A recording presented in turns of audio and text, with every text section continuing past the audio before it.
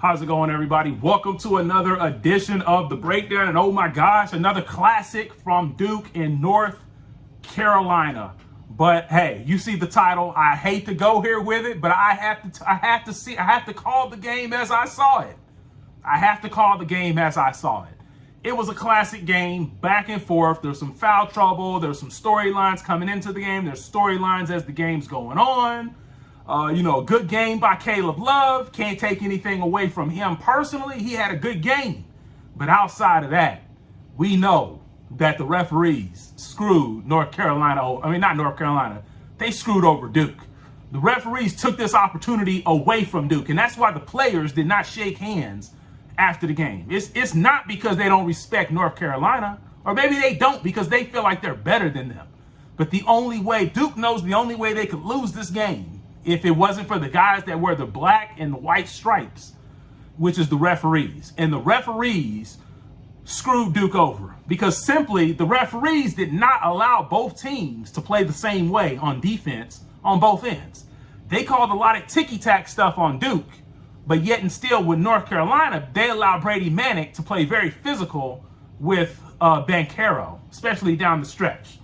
There was a lot of fouls right down the stretch of the game when number 4 on North Carolina drove to his left and he threw up a bunch of garbage, and they basically called and the guy on Duke didn't even touch him. It was no contact. He had his hand straight up, and they called the foul, a shooting foul on the way up. And then at the end of the game, it should have been an and one. It should have been an and one, and they basically called the foul on the ground. When North Carolina, now I know the rules. I know the college rules a little bit different. They need to change that rule. They need to make it more like the NBA, where if you don't put the ball back on the ground and you go up and you get fouled, it's an and one. In the first half, Bacot completely hooked John, just hooked him. He hit him right across his head, hooked him on a spin move, and they called the foul on John. Now their explanation is that he fouled him with his leg. I've played basketball before. I don't care what the rules analyst guy says. Maybe he's never played basketball. I was a postman. I didn't even know you could foul with your leg like that. Like you have your leg on the outside of, like I've never heard that before. Now I've heard you being there, to impede a guy with your arm. His arm was on him, but that's not what they called. They called a foul with the leg. I don't even know how that's even possible playing basketball and when you're guarding somebody in the post. And especially when you're the shorter guy, how are you going to impede somebody when your knee is probably lower than the offensive guy's butt, if you know what I mean? So at the end of the day, there were ticky-tack calls all throughout this game that favored North Carolina, and it did not really allow Duke to get into a rhythm like they normally do. So the referees didn't call the game the way they used to call it.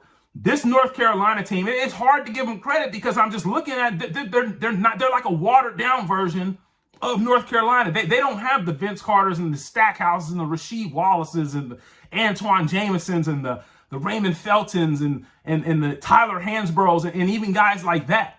That's why they only play 5 guys. But mark my words, on Monday night, they will lose to the Kansas Jayhawks. It is going to be a long time before the North Carolina Tar Heels win a championship again, unless Hubert Davis can revamp that talent that is in Chapel Hill. Because it's just hard. They do not deserve to be in this game. And the ball does not lie. The game doesn't lie. You mark my words. The game in basketball never lies. When a team is cheated for to get to the championship, they will fail when it's time to go win. And Kansas has the better players, and they have the better team. The only way Kansas loses that ball game on Monday is if the referees, once again, do not allow the Kansas Jayhawks to play Kansas Jayhawk ball, or if the referees do not call the game evenly on both sides like we saw tonight.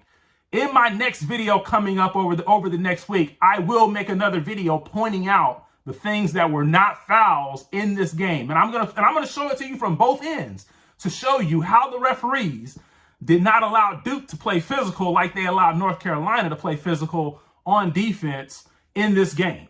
So at the end of the day, am I just being a hater? It's hard to give North Carolina credit, or should I just give North Carolina credit? Like I said, this is the opinion. I have my opinion. I'm going to allow you guys to have your opinion too, but I think Duke got screwed. But until then, we'll see you Monday, and Kansas will raise that banner on Monday for Bill Self's second title. I'm out.